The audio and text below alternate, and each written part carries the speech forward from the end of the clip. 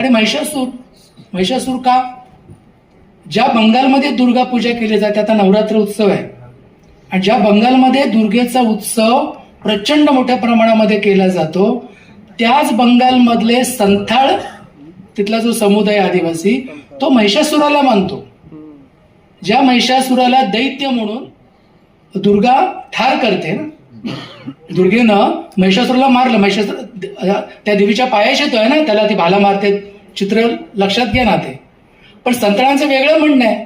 संतळांचं म्हणणं असं आहे की महिषासुर आमचा कल्याणकारी राजा होता आणि तो ह्या उच्चवर्णीयांच्या काय डोळ्यावरती आला, त्यांना तिथे सहन होईना, कारण आम्ही आदिवासी, आम्ही निम्नवर्गीय किंवा निम्न याच्यातले, आणि म्हणून त्यांनी एका युवतीला पाठवलं. त्या युवतीनं आमच्या राजाला वश केलं आणि त्याच्याशी लग्न करून 9व्या दिवशी त्याची हत्या केली.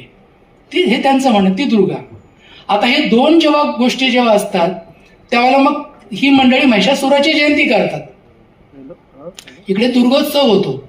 आता मग दुर्गा की महिषासूर हा तिढा कसा सोडवायचा? सोडवायची गरज नाही. ज्याला दुर्गा पूजा करायची ते दुर्गा पूजा करतील, ज्याला महिषासुराचं काय असेल ते महिषासुराचं करतील. आणि बंगालमधल्या मंडळींनी एक 5-6 वर्षापूर्वी पेपरमध्ये वाचलं, तिकडच्या काहीतरी कामासाठी मी गेलो होतो, ते खूप महत्वाचं होतं.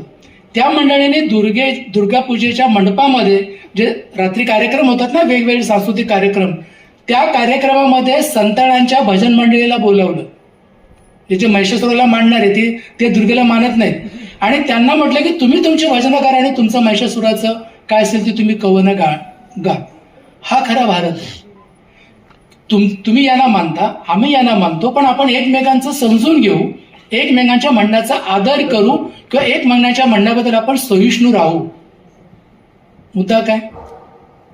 शत्रू तुम्ही दुर्गेला मानत नाही म्हणजे तुम्ही राष्ट्रद्रोही असं नाही. वेगळ्या लोक वेगवेगळ्या